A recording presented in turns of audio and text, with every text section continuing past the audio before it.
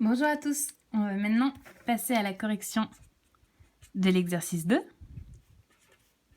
Alors l'exercice 2 était un petit peu plus compliqué, notamment puisqu'on n'a pas d'équation notée dans notre texte, on a simplement une liste de réactifs et de produits.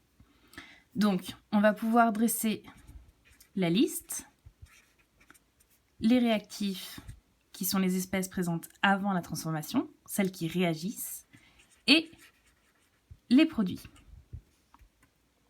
Dans nos réactifs, on nous dit que le fer solide réagit avec les ions hydrogène. Donc on a le fer sous forme d'atome et on a l'ion hydrogène H+. Dans nos produits, on nous dit qu'on forme le dihydrogène gazeux, H2, et des ions fer 2 qui sont de formule Fe2+. Maintenant qu'on a la liste de nos réactifs et de nos produits, on va pouvoir écrire l'équation de la transformation chimique. Donc, on rappelle qu'on a les réactifs, une flèche, les produits.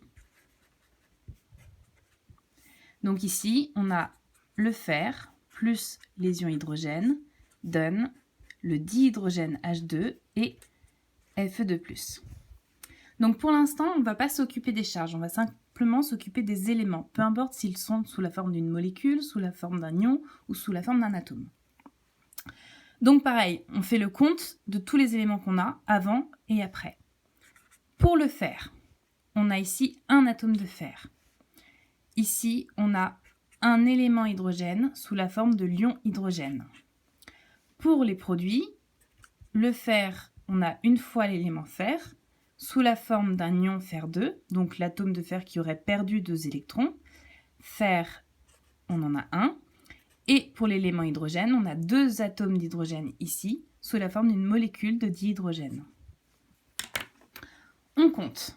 Le fer, on en a un avant, un après. Donc ici, on a conservation du nombre de fer au cours de la transformation. Ce qui veut dire que normalement, on n'a pas besoin de rajouter de nombre stoichiométrique devant nos fers dans l'équation.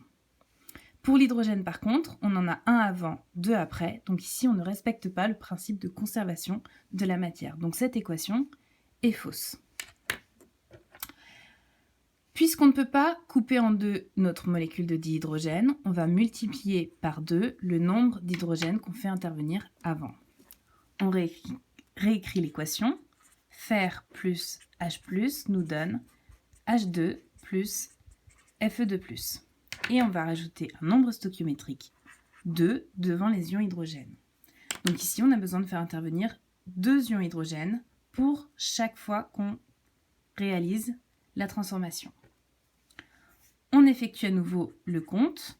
Fer 1, hydrogène, on en a maintenant 2. Pour les produits, le fer, on en a 1.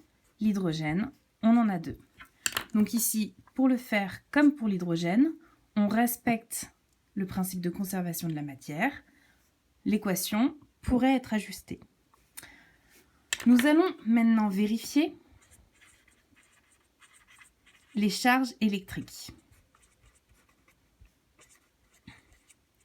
Globalement, le nombre de charges dans les réactifs doit être la même que le nombre de charges dans les produits.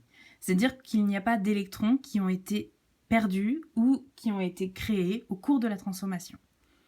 Donc, avant la transformation, on a ici le fer qui est neutre, non chargé, et on a 2 ions hydrogène, chacun portant une charge plus. Donc avant, on a 2 charges positives. Maintenant, après, le dihydrogène est neutre, et l'ion fer 2, c'est un atome de fer qui a perdu 2 électrons. Donc ici, on a 2 charges positives aussi.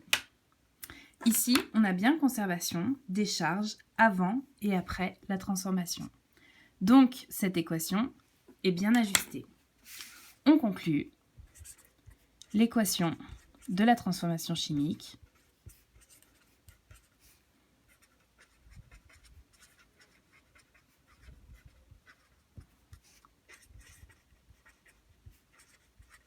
est 2 points. Le fer plus 2 ions hydrogène donne une molécule de dihydrogène plus un ion fer 2. On peut s'arrêter là et on peut noter l'état physique de toutes nos espèces chimiques. Le fer, on nous dit qu'il est solide. Ensuite, on nous dit que le gaz formé, c'est du dihydrogène. Donc le dihydrogène est sous forme gazeuse. Maintenant, il nous reste nos ions. Nos ions sont en solution. Et même en solution aqueuse. Comme nous l'avons vu. Si on est en solution aqueuse, alors les ions sont en soluté. Et on va les noter aqueux. Par contre, si on a le solvant, donc ici le solvant c'est l'eau, donc si l'eau intervenait dans cette équation, on le noterait petit l.